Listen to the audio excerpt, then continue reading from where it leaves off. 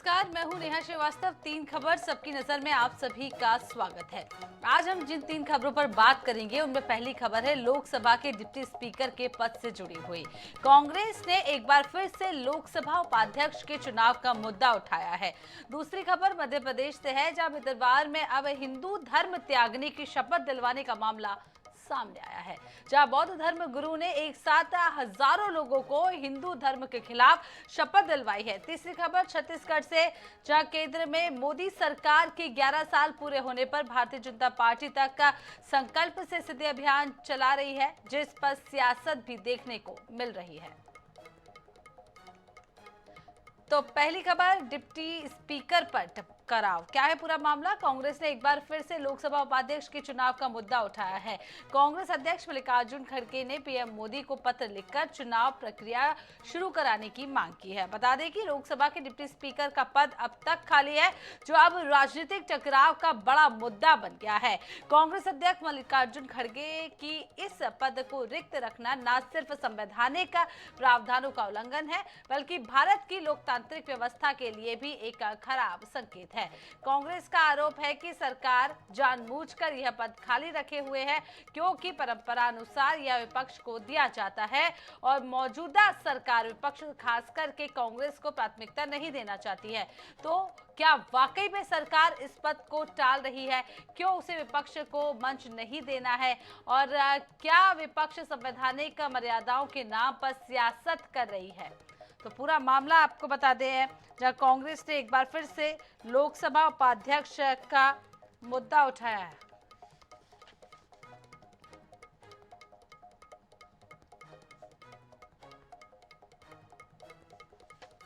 तो हमारे साथ इसी खबर पर चर्चा करने के लिए चिंतामणि मालवीय जी जुड़ गए हैं, पूर्व सांसद और विधायक भारतीय जनता पार्टी।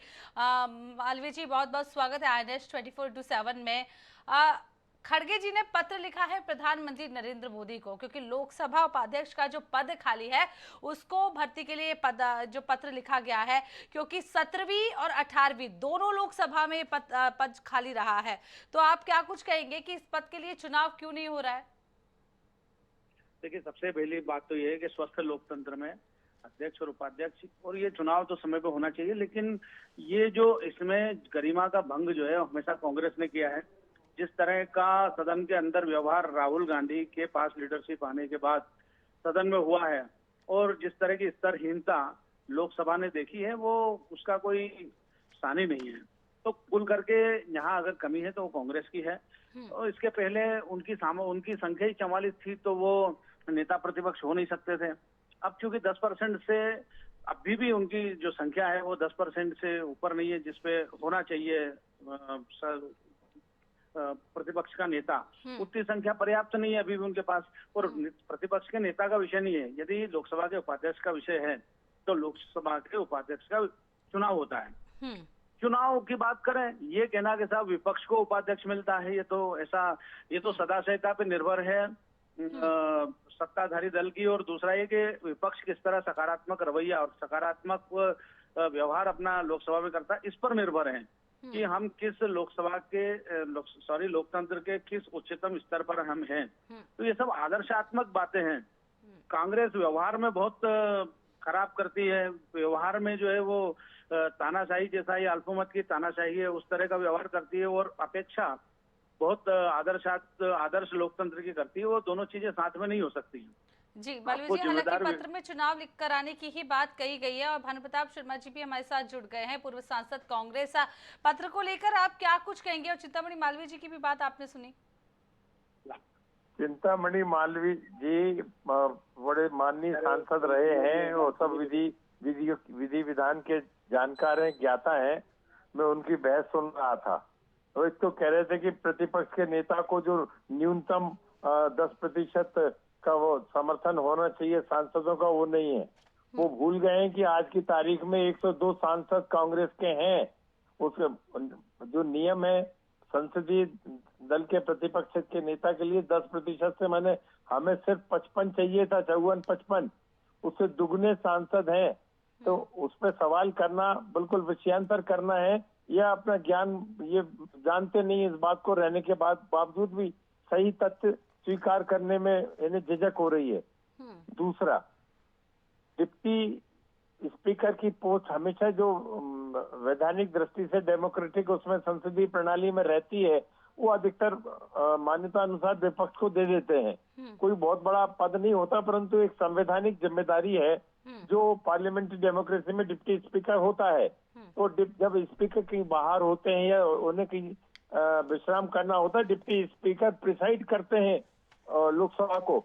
और जब 2 बार से क्यों नहीं हो रहा है, ये बहुत बड़ा गंभीर मसला है जो कांग्रेस अध्यक्ष खड़गे जी ने उठाया है, और ये उठाने की जरूरत ही नहीं। इसे खुद स्वतः इलेक्शन करवा लो ना, जो भी आ रहा हो, और यदि कंसेंसस से होता है तो प्रतिपक्ष को दे दो। और डिक्टेटरशिप आप कर रहे हो, बीजेपी के बिल्कुल डिक्टेटरशिप वाले ही उनका इरादा है, आरोप कांग्रेस के ऊपर लगा रहे हो, चोरी और सीना चोरी। चुनाव आप नहीं करा रहे, डिप्टी स्पीकर आप नहीं बना रहे, और आरोप कांग्रेस पे लगा रहे हो। ऐसे ही जब आप देखिए इलेक्शन कमिश्नर ऑफ इंडिया चुनने की बात होती है, उसमें हमारे सुप्रीम कोर्ट के चीफ जस्टिस थे, उनको हटा दिया संशोधन लाके। क्यों? क्योंकि प्रतिपक्ष के नेता, प्राइम मिनिस्टर और चीफ जस्टिस ऑफ इंडिया ये इलेक्शन कमीशन ऑफ इंडिया को इलेक्ट करते हैं, ये नए इलेक्शन कमिश्नर को बनाते हैं, परंतु उसमें से हटा के उसमें भी मनमानी कर ली। हर जगह भाजपाई संस्थाओं को जिस तरह से तोड़ मरोड़ कर भाजपाईकरण कर रहे हैं वो निंदनीय है। डेमोक्रेसी को कमजोर कर रहे हैं। सरकार का आधिपत्य इन सब पर होता जा रहा है, जबकि इन्हें स्वतंत्र रूप से काम करना चाहिए। सुप्रीम कोर्ट को स्वतंत्र रूप से काम करना चाहिए, पार्लियामेंट को स्वतंत्र रूप से काम करना चाहिए। हमारे इलेक्शन कमीशन ऑफ इंडिया को, यही तो हमारी डेमोक्रेसी है, यही भारत का संविधान कहता है। आपको भरोसे नहीं है भारत के संविधान पे, मनमानी करने पे लगे हुए, डिक्टेटरशिप करने पे लगे। ये मोदी जितने तरीके से संवैधानिक संस्थाओं को कमजोर कर रहे हैं, मैंने अपने 50 साल के राजनीतिक जीवन में ऐसा कभी नहीं देखा। जी, आपने पूरी बात सुनी। हालांकि इतिहास में पहली बार हुआ है जब इस पद को खाली रखा गया है, और 17वीं और 18वीं शताब्दी में। तो आखिर चुनाव क्यों नहीं हो रहा है? जितनी की जाए उतना कम है। जी, क्या कहेंगे मालवीय जी आप? देखिए, पहली बात तो ये है कि कांग्रेस ने अपने समय में चुनाव आयुक्त को चुनने में कब सुप्रीम कोर्ट के जज की भूमिका रखी, और दूसरा ये कि जब शक्ति का संतुलन संविधान में निहित है तो फिर ये बात करना और ये अनावश्यक है। कोई जब सुप्रीम कोर्ट का जज तय होता है तो कोई प्रधानमंत्री से पूछता है या कोई इनकी समिति बैठती है, तो सबके अपने अपने दायरे हैं। चुनाव आयुक्त के चयन के लिए सुप्रीम कोर्ट के या कोर्ट के किसी प्रतिनिधि का होना ये बिल्कुल जरूरी नहीं है। जो कुछ किया वो संविधान के दायरे में किया। जहां तक उपाध्यक्ष का सवाल है वो होना चाहिए, लेकिन विपक्ष की अपनी एक जिम्मेदार विपक्ष को भी अपनी भूमिका समझना चाहिए। और यदि कांग्रेस इस तरह की केवल उद्दंडता करेगी, जो है वहाँ पे इवन पहली बार हुआ हमारे लोकतंत्र के इतिहास में कि वहाँ पर एक हमारा एमपी घायल हो गया, धक्का मुक्की हुई, स्वयं राहुल गांधी जी ने धक्का दे दिया। तो ये इस तरह अगर अरे कब तक राहुल गांधी की बुराई करते रहोगे? अपने गिरेबान में भी झांक के देखो कि मोदी कैसे मिटाए दे रहे हैं सुप्रीम कोर्ट को, पार्लियामेंट को, डेमोक्रेसी, संविधान पे कोई भरोसा नहीं। ये ऐसे तो चिंतामणि जी काम कैसे चलेगा? जी चिंतामणि जी, देखिए बहुत वरिष्ठ सांसद है, मैं उनका बड़ा आदर करता हूँ, लेकिन उनको कांग्रेस के मैं भी तो आपका आदर बहुत करता हूँ, लेकिन उनको कांग्रेस का इतिहास का ज्ञान होगा ही कि भाई उन्होंने सुप्रीम कोर्ट के जज को राज्यसभा सांसद बनाया, फिर वहां से रिटायर्ड होके फिर सुप्रीम कोर्ट का जज बनाया। इस तरह के व्यवहार भी कांग्रेस करती रही है। किस तरह उन्होंने सुप्रीम कोर्ट पे नियंत्रण रखा, तो वो वाला स्तर तो अभी है ही नहीं। सुप्रीम कोर्ट के रिटायर्ड जस्टिस गोगोई को क्या बना दिया आपने? एक एक कर बोलिए, अपनी बात स्पष्ट रूप से रखिए। प्रताप भानु जी आपको भी मौका देंगे, मालवीय जी अपनी बात पूरी कर लीजिए। अब हम तो खाना खाने बैठ रहे हैं, अब आप उन्हीं की सुन लीजिए।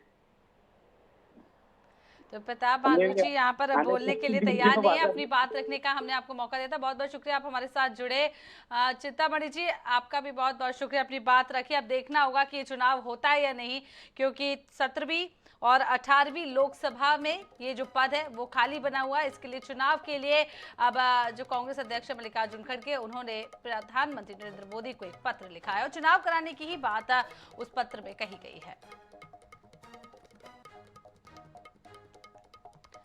तो मध्य प्रदेश का रुख करते हैं, दूसरी खबर आपको मध्य प्रदेश से बताते हैं, जहां हिंदू धर्म के खिलाफ शपथ दिलाई जा रही है।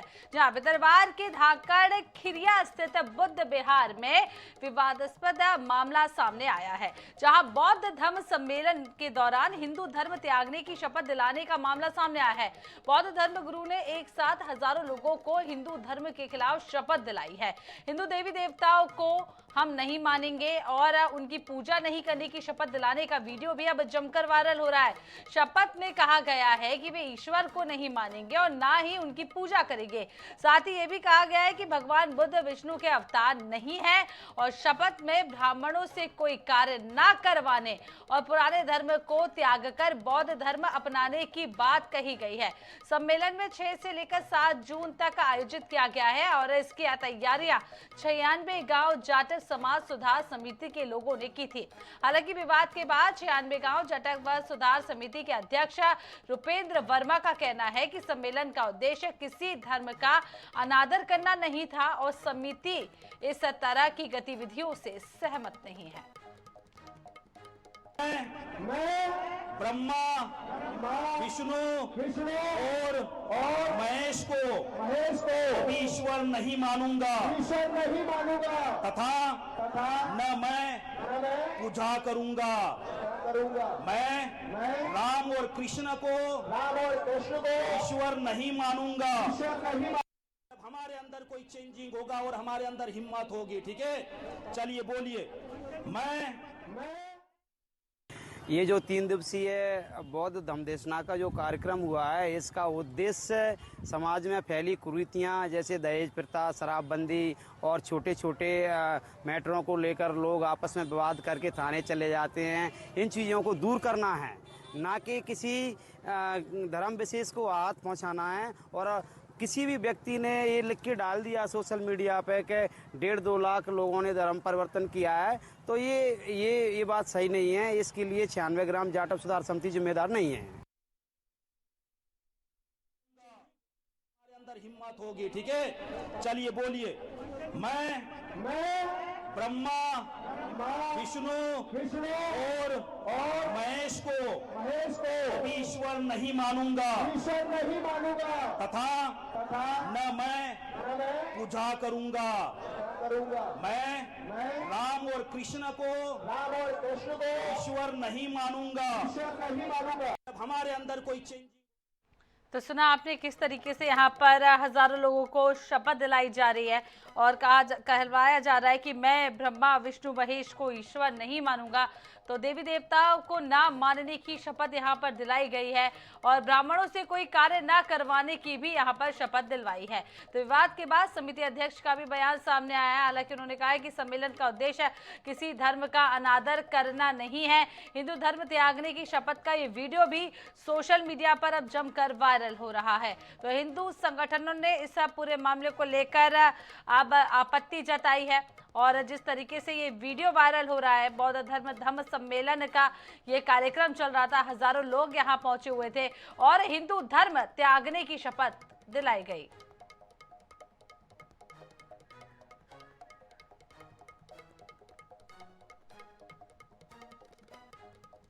तो विवाद के बाद समिति अध्यक्ष का बयान भी सामने आया है। उन्होंने कहा है कि सम्मेलन का उद्देश्य किसी धर्म का अनादर करना नहीं था। तो भितरवार का ही पूरा मामला है, जहां आपको बता दें बौद्ध धर्म सम्मेलन में हिंदू धर्म त्यागने की शपथ दिलाई गई। बौद्ध धर्म गुरु ने हिंदू धर्म के खिलाफ लोगों को शपथ दिलाई है, जिसका वीडियो भी अब सोशल मीडिया पर जमकर वायरल हो रहा है। शपथ में ये कहा गया है कि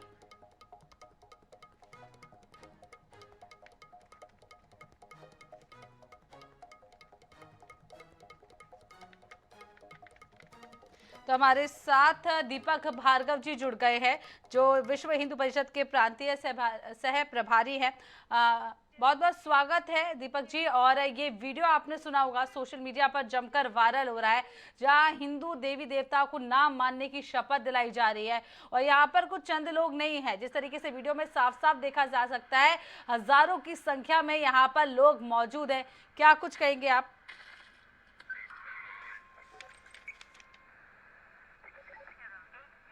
दीपक जी, आप तक मेरी आवाज पहुंच रही है? तो दीपक जी से संपर्क नहीं हो पा रहा है और आपको बता दें कि ये पूरा मामला जो है वो भीतरवार से सामने आया है। बौद्ध धम्म सम्मेलन का ये पूरा मामला है जहां हिंदू धर्म त्यागने की शपथ दिलाई गई और अभी ये वीडियो भी वायरल हो रहा है। देवी देवताओं को ना मानने की शपथ दिलवाई गई है, ब्राह्मणों से कोई कार्य ना करवाने की भी बात कही गई है। और विवाद के बाद समिति अध्यक्ष हालांकि अपनी बात साफ साफ कहते हुए नजर आए, सम्मेलन का उद्देश्य किसी धर्म का अधर्म करना नहीं है।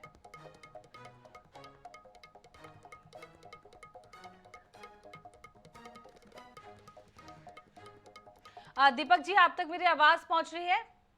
हाँ हाँ पहुंच रही है। जी दीपक जी, ये वीडियो आपने देखा होगा जहां बौद्ध धम्म सम्मेलन हो रहा था और यहाँ पर हजारों की संख्या में लोग मौजूद थे। देवी देवताओं को ना मानने की शपथ खुले में दिलवाई जा रही है। क्या कुछ कहेंगे आप इस वीडियो को देखने के बाद?